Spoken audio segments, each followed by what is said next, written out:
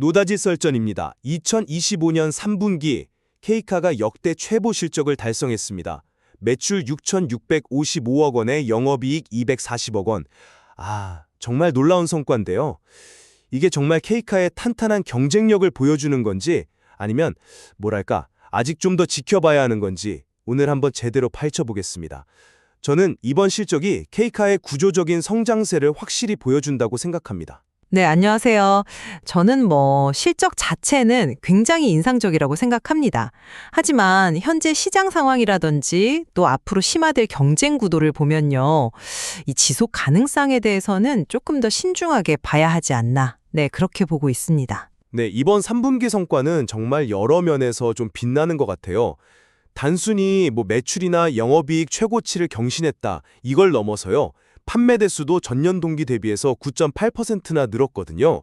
이게 시장 평균 증가율이 3.5%였던 걸 감안하면 정말 큰 폭으로 앞서 나간 거죠. 네네, 시장보다 훨씬 좋았죠. 네, 그러니까 이게 단순히 양적 성장만 한 게 아니라 질적인 개선도 같이 있었다는 건데요.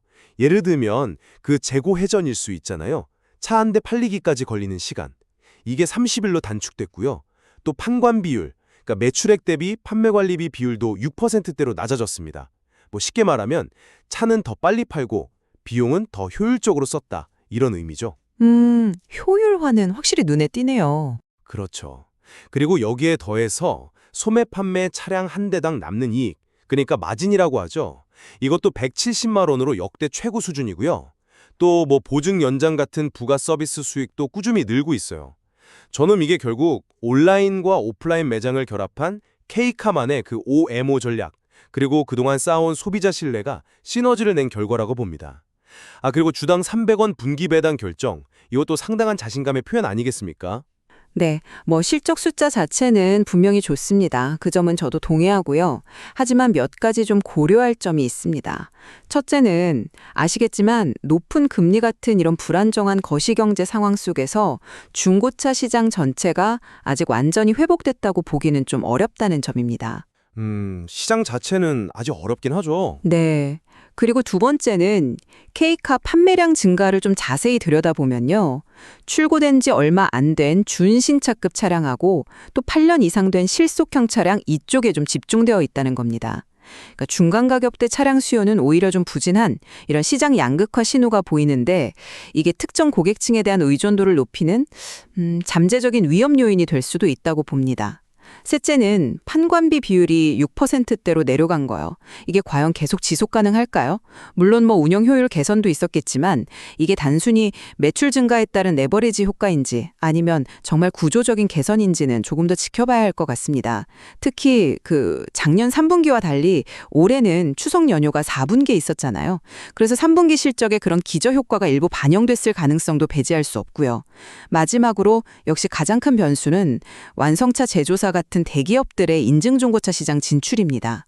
이게 본격화되면 앞으로 경쟁이 훨씬 치열해질 텐데 그럼 지금 같은 높은 마진을 유지하기가 좀 어려워질 수 있습니다. 저는 그 말씀하신 어려운 시장 환경 속에서도 평균을 훨씬 웃도는 성장을 했다는 점, 그게 바로 K카의 어떤 차별화된 경쟁력을 보여주는 거라고 생각하는데요. 정교한 데이터 분석을 통해서 수요를 예측하고 또 온라인과 오프라인을 넘나드는 그런 편리한 구매 경험, 그리고 무엇보다 K카라는 브랜드에 대한 소비자들의 믿음, 이런 것들이 있었기에 가능했다고 봅니다. 아까 이런 핵심 역량을 갖췄기 때문에 앞으로 시장 상황이 좀 더 좋아지면 더 큰 성장을 기대해 볼 수 있지 않을까요? K카의 경쟁력 자체는 저도 인정합니다. 근데요, 시장 전체 성장이 이렇게 더딘 상황에서 계속 이렇게 점유율만 높여가는 전략이 출혈 경쟁 없이 계속 가능할지는 좀 의문입니다. 특히 아까 말씀드린 것처럼 수요가 준신차급이랑 실속형으로 이렇게 양극화되는 현상이 심화되면 특정 차종에 대한 의존도가 높아지는 건 아닌지 이것도 장기적으로 봤을 땐 좀 위험 요인이 될 수 있거든요. 하지만 수익성 측면에서도 저는 긍정적인 변화가 뚜렷하다고 보는데요. 영업이익률이 3.6%까지 올라간 것은 단순히 판매량 증가 효과만은 아니라고 생각해요. 재고관리 효율화라든지 부가 서비스 판매 확대 같은 그런 내부적인 체질 개선이 꾸준히 이루어진 결과거든요. 이건 일시적인 현상이라기보다는 좀 구조적인 변화로 봐야 한다고 생각합니다. 네, 영업이익률 개선 자체는 인상적입니다. 그런데 핵심은 역시 현재의 그 높은 소매대박 마진 170만 원 수준을 과연 유지할 수 있느냐, 이 문제인 것 같습니다. 아까도 말씀드렸지만 완성차 업체들이 막대한 자금력과 브랜드 인지도를 가지고 이제 시장에 본격적으로 뛰어들 텐데 공격적인 가격 정책을 펼칠 가능성이 높단 말이죠. 이런 상황에서 케이카가 지금의 마진을 정말 지킬 수 있다고 보시는 건지, 재고 관리는 물론 잘 하고 있지만 이 치열해지는 경쟁 속에서 수익성 방어가 가능할지는 글쎄요, 조금 더 지켜봐야 할 문제가 아닐까 싶습니다. 저는 오히려 경쟁 심화가 케이카에게는 기회가 될 수도 있다고 봅니다. 대기업들이 들어오면 중고차 시장 전체의 투명성이 높아지고 또 소비자들이 가졌던 어떤 불신 같은 것들이 해소될 수 있는 계기가 될 수 있거든요. 아, 시장 투명성 제고 효과는 있겠네요. 네, 시장이 이렇게 성숙해질수록 케이카처럼 이미 규모의 경제를 이루고 방대한 데이터를 가지고 있고 또 검증된 온오프라인 모델을 갖춘 이런 선두 기업에게 오히려 더 유리한 환경이 조성될 거라고 봅니다.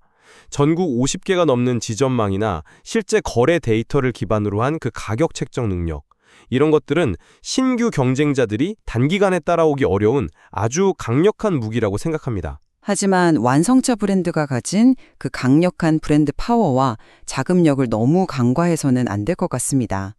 특히 가격대가 높은 준신차급 시장에서는 케이카에게 상당히 좀 위협적인 존재가 될 수 있거든요.